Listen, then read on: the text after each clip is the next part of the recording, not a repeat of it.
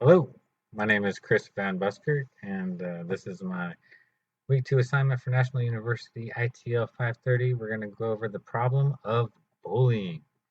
So let's dive right in by first defining bullying. It's a direct, aggressive, or indirect passive action taken by a student or group of students meant to target for the purpose of causing harm and or social isolation of another student or group of students.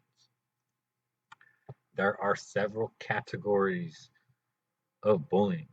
There's pack bullying, individual bullying, physical bullying, emotional bullying, face-to-face bullying, and cyberbullying. So pack bullying is the most prominent in high school.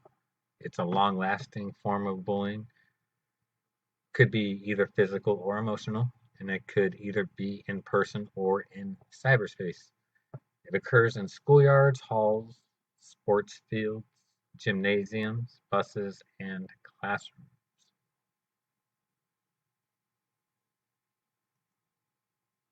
Individual bullying is one-on-one. It can be either in person or cyber. It can be either physical or emotional. It's most prevalent in elementary schools, and it can occur in smaller, more confined spaces like a bathroom, as well as schoolyards, halls, sports fields, gymnasiums, buses, and classrooms. But it can be, it doesn't take as much space as pack bullying because it is just two people involved. Physical bullying includes physical abuse, pushing, shoving, hitting, fighting, spitting, tripping, or forcing a person to act in unfavorable ways, anything that would be embarrassing to them, forcing them to cry uncle or hop on one leg or bark like a dog, all those types of embarrassing activities, anything you're forced to do against your will.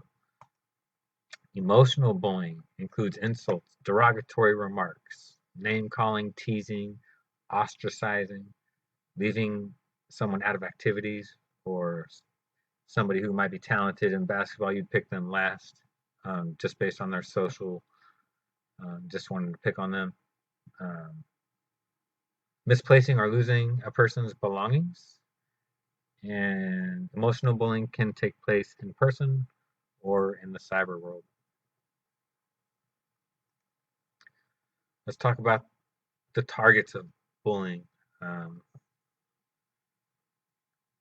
Homophobic bullying occurs a lot. The disabled and people are targeted based upon their race and religion.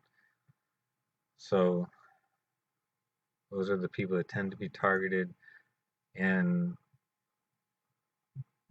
the results are just devastating, and that's why this is such an important issue. Let's talk about the victim's response. Includes low self-esteem, difficulty trusting others, lack of assertiveness. They can be aggressive. They have difficulty controlling their anger, and they can be isolated, withdraw from everybody.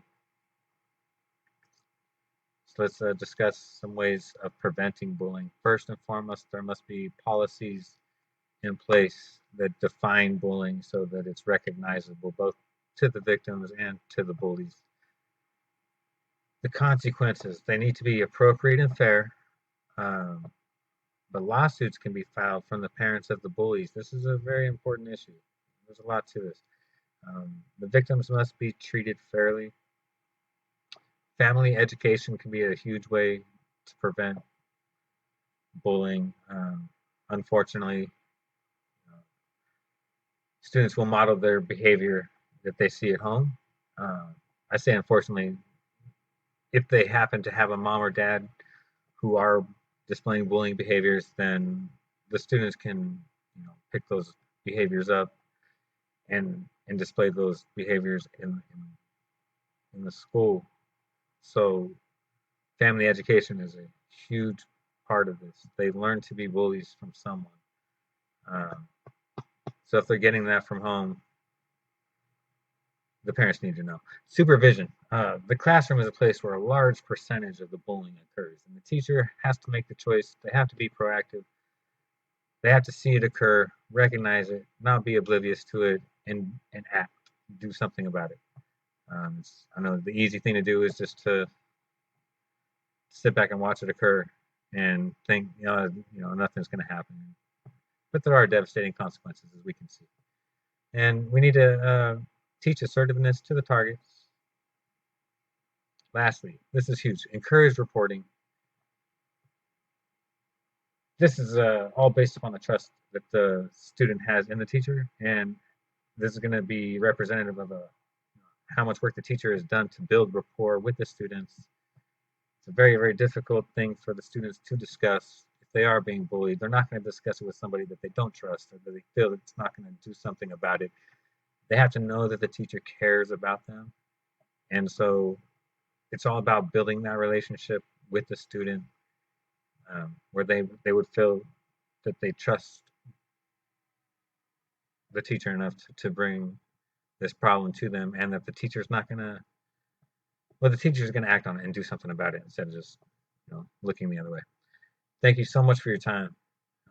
This is a very, very difficult issue, but we can't ignore it. The more we identify it and the causes of it, the better we will all be. So thank you again for your time.